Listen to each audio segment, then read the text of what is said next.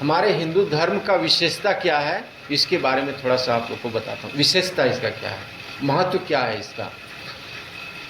हमारे धर्म का निर्माण हमारे ऋषियों ने साइंटिफिक तरीके से किए हैं, सामाजिक व्यवस्था को देखते हुए किए हैं।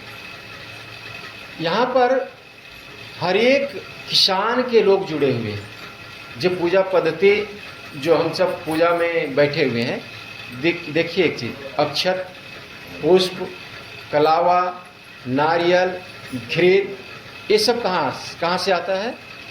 किसान के यहाँ से आता है। आता ही नहीं, किसान के यहाँ से आता है। और इसका बहुत गूढ़ रहस्य है, इसको ध्यान से सुनेंगे तो आप सबको समझ में आएगा।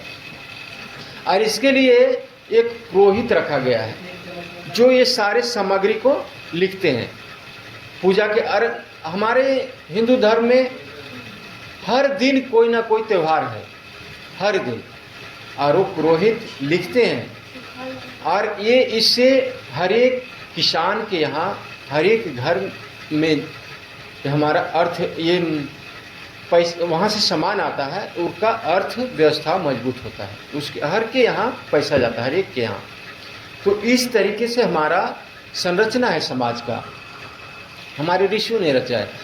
भगवान राम जब वन को चले गए तो भरत जी जब मिलने गए वन में, तो भगवान राम कहते हैं कैसा चल रहा है, सब कुछ ठीक है ना? बोले हाँ सब कुछ ठीक है। तो वहाँ के जो वहाँ के नागरिक हैं वो कैसे, सब ठीक, बढ़िया से देखभाल कर रहे हैं ना? बोले हाँ। बोले वहाँ का साधु संत पुरोहित कैसे, सब ठीक है। बोले वहाँ का ब्राह्मण, वो बोलते हैं कि हमें समझ में नहीं आता कि ये पुरोहित का क्या काम है। तो भगवान राम जो कहते हैं, बात को ध्यान से सुनिए, किसी को एक बार देखभाल नहीं करेगा तो कोई बात नहीं है, लेकिन पुरोहितों को ध्यान हमेशा रखना। भरत जी बोलते हैं ऐसा क्यों?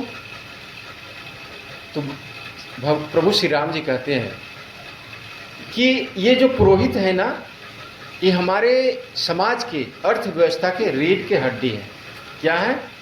रीढ़ की हड्डी है। अगर रीढ़ की हड्डी किसी व्यक्ति का खराब हो गया तो व्यक्ति खत्म हो जाता है, उसका जीवन। उसी तरह जिस समाज का, जिस देश का अर्थव्यवस्था अगर खत्म हो जाता है, वो देश खत्म हो जाता है।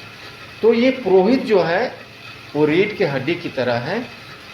जैसे वो पूजन सामग्री जब लिखते हैं तो हर एक नागरिक तक पैसा पहुंचता है, उसका अर्थव्यवस्था मजबूत होता है।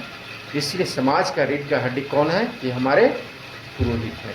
इसलिए भगवान राम कहते हैं सबको ध्यान रखना, और एक बार नहीं रखेगा तो कोई बात नहीं है, लेकिन इस पुरोहित को कभी इग्नोर मत करना, बढ़िया से ध्यान रखना, क्योंकि ये हमारे समाज का रीढ़ की हड्डी के समान है। बोलिए भगवान की।